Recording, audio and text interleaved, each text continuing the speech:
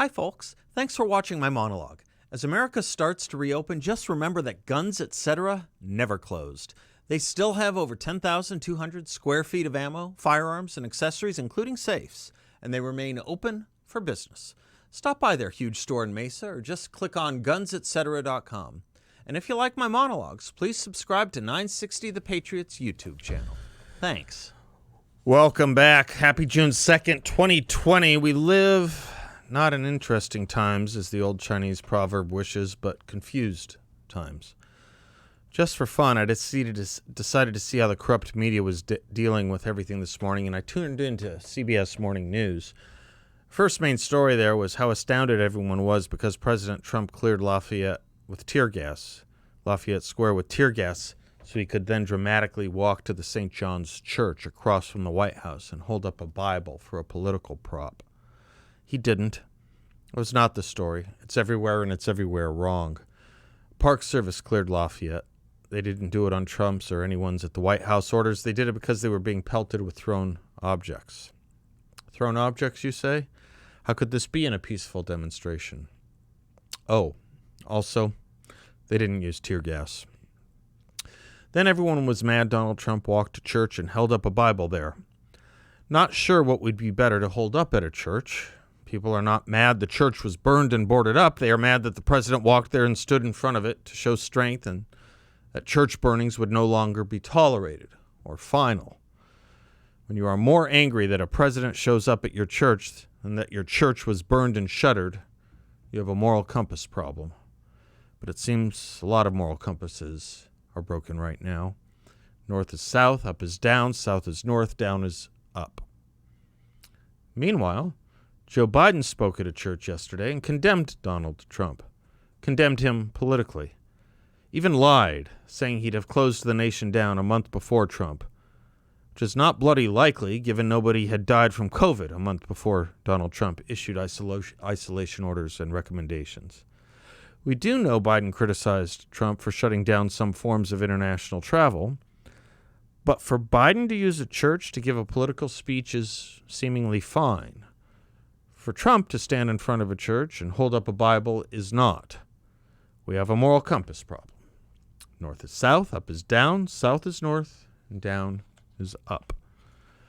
Oh, and the Biden campaign released pictures of Joe Biden not only speaking at the church in Delaware, but kneeling in prayer.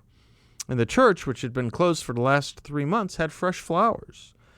None of that possibly could have been political props, could it? All fine and dandy. No critique at all. If you're a Democrat running for president using a church for political speechifying and political symbolism, it's a positive good. If you're a Republican who walks to a church that was burned and battered just to show that the bones live, that is bad. We have a moral compass problem. North is south, up is down, south is north, and down is up. Then CBS turned to national reporter Major Garrett to talk about the president threatening to send federal troops into the states. Major Garrett summoned all his righteous indignation to talk about how rare that would be, and that even if the president used the Insurrection Act to do it, he can't just send federal forces against the wishes of a state governor. Indeed, the state's governor has to ask the president for them, otherwise it would be an unprecedented abuse of power. Oh, really? So all those segregationist governors from Alabama to Arkansas to Louisiana asked Eisenhower and John Kennedy to send in the 101st Airborne and U.S. Marshals to oppose them, to force desegregation against them. Eisenhower and Kennedy only did it because the likes of George Wallace and Orville Faubus asked them to. Do these people know any history? My God, one of Norman Rockwell's most famous paintings, The Problem We All Live With, depicts the beautiful Ruby Bridges being escorted to school by federal marshals Eisenhower sent in, and I can damned well guarantee you Eisenhower didn't do it because segregationist Governor Jimmy Davis asked him to do it.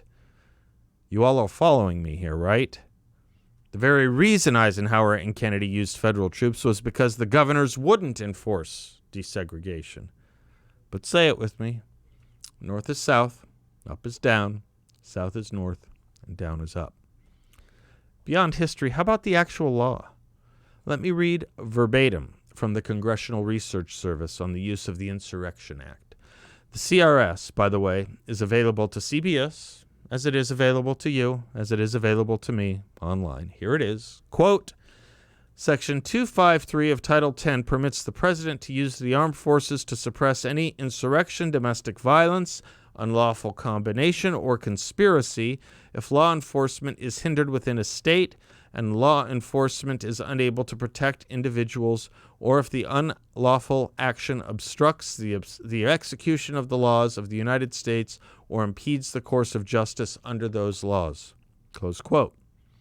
This section, quoting again, was enacted to implement the 14th Amendment guarantee for equal protection. It does not require the request or even the permission of the governor of the affected state.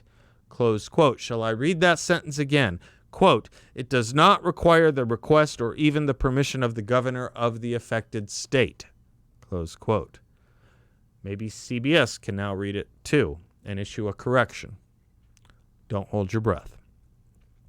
So the question that plagues me is the one we discussed with Brandon Weichert yesterday. We went through a lot of this in 1968, 1966, 1967, 1968 in America. And surprise, surprise, as dominant as the left was, as popular and the liberal movements as the liberal movement seemed to be, there was a larger America that was having none of it. After all, in liberal California, they elected Ronald Reagan governor in 1966 and Richard Nixon president in 1968.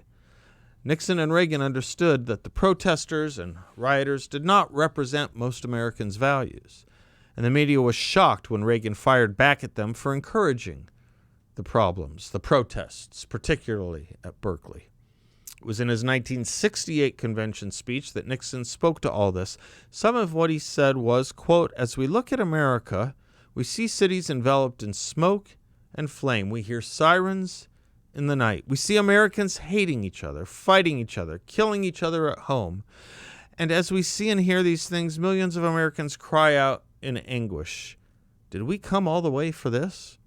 Did America boys die in Normandy and Korea and Valley Forge for this? Listen to the answer to those questions. He continues, it is another voice. It is the quiet voice in the tumult and the shouting. It is the voice of the great majority of Americans, the forgotten Americans, the non-shouters, the non-demonstrators. They are not racists or sick. They are not guilty of the crime that plagues the land. They are black and they are white.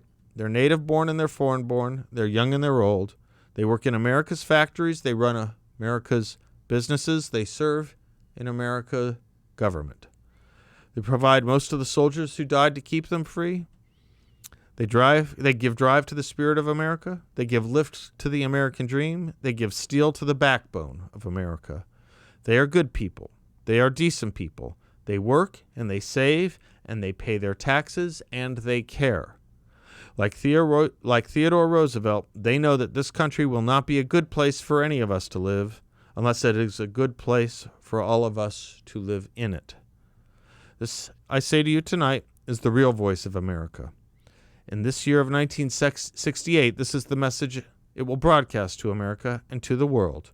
Let's not forget that despite her faults, America is a great nation, and America is a great nation because her people are great. Close quote. He called them, us, the forgotten Americans. The question that plagues me is the question that asks, are we still that country? I worry because as bad as the left was then, the Democratic Party was much more conservative. I mean, think about Minnesota. Its most famous person was Hubert Humphrey. Today it's Keith Ellison and Ilhan Omar. Think about New York. It was Robert Kennedy and John Lindsay and Jacob Javits. Today it's Kristen Gillibrand, Andrew Cuomo, Alexandria Ocasio-Cortez, and Bill de Blasio. California then was Ronald Reagan, George Murphy, and Alan Cranston. Today it's Gavin Newsom and Eric Garcetti and Kamala Harris. Each and every analog today from then is on any scale or valence far more left-wing. Far more. My gosh, New York elected William F. Buckley's brother to the U.S. Senate just a few years after all that. Are we still the same country? When we speak of restoring the American way of life, is there still that desire and common understanding of it? Are we still the country Nixon described? Are we dominated by quiet Americans who work hard and play by the rules?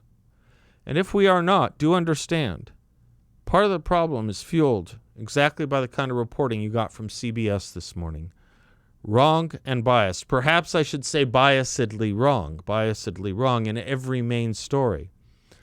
When north is south and up is down and south is north and down is up, we have two things. One, a reason to worry a lot, and two, a reason to see and explain what the stakes really are. They are, to use an overused but very apropos word, existential. I'm Seth Leibson. We'll be right back.